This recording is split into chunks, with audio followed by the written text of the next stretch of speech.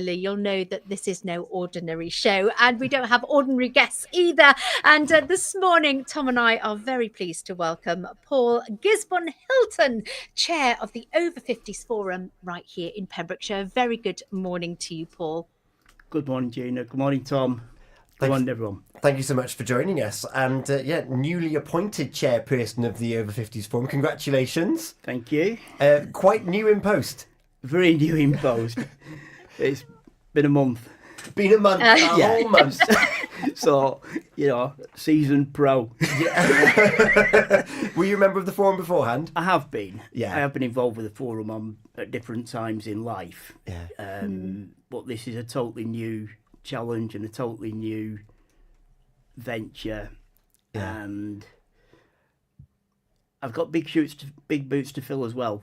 Yeah, because our former chairperson, Gina Davis, and her husband, Ken, they have pretty much devoted their life to community and on a local and national level, and certainly they've been very keen in moving things forward and steering it.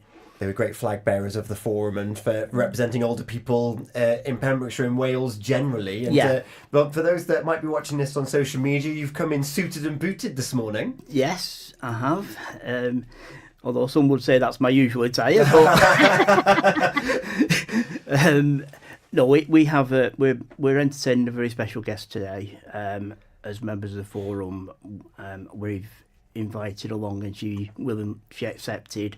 Our new Older People's Commissioner in Wales, Rhian Bowen-Davies. Wow.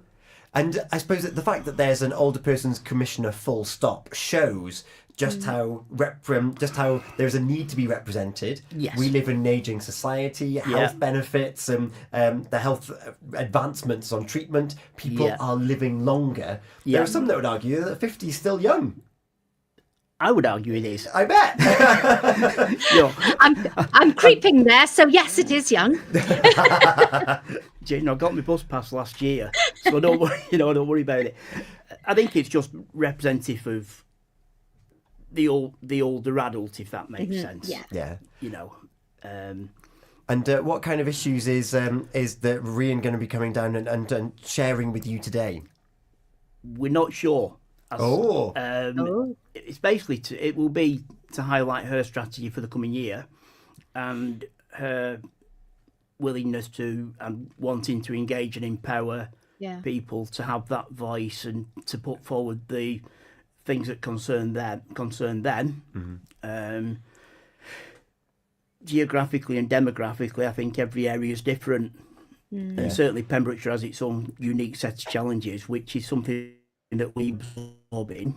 The guest list includes members of the cabinet. It involves members from Pembrokeshire County Council, PAVs, and anybody who's in the third sector with an interest in ageing and the problems that brings.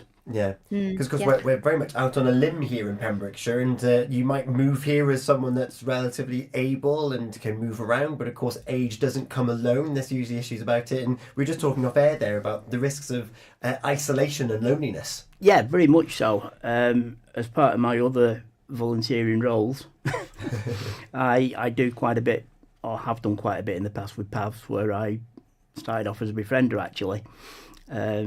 And I still do some befriending when the need arises.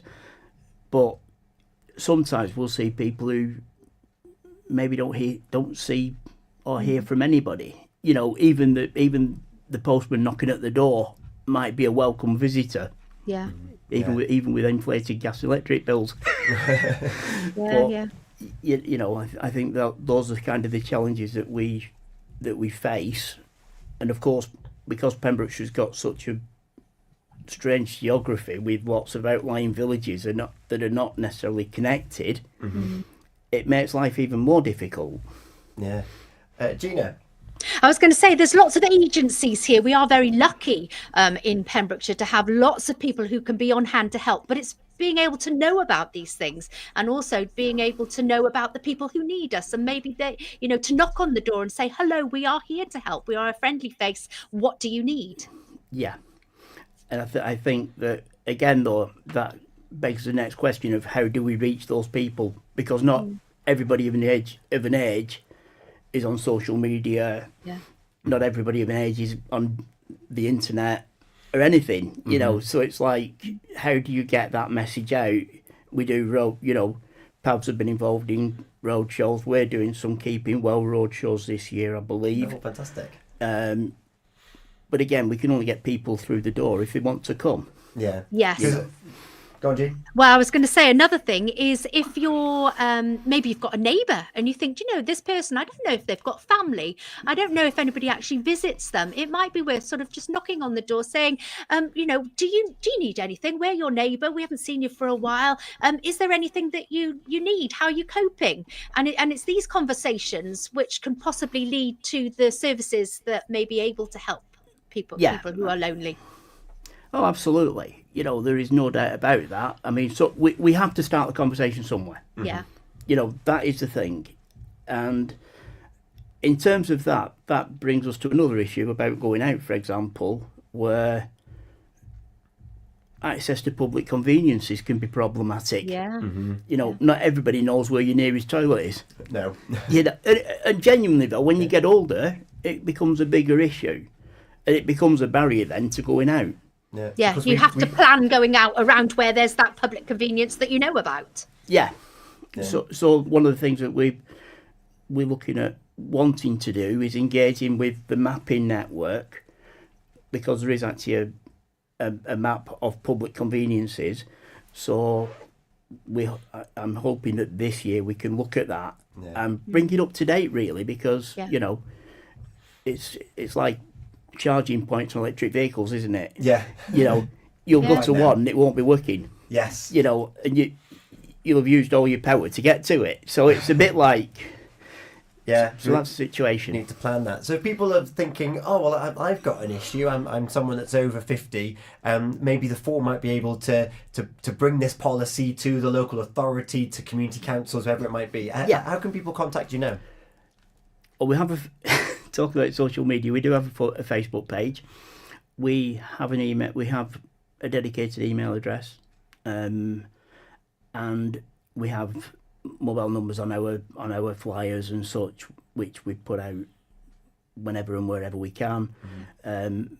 PAV's our partner our not necessarily partners, but people who have an interest in that kind of sector are more than aware of us, so they can signpost as well. You know, and we can engage with people in that way. Yeah. And certainly if we do the wellbeing meetings, then I've certainly said that I make myself available to visit them. And as much as I'm doing this today, I'm with Toby in a few weeks. And after that, anybody who would like to hear from the forum, any organisation or any group that may want to hear from the forum, I'm quite happy to do talking assignments wherever it may be. Oh, fantastic. So I'm very shy.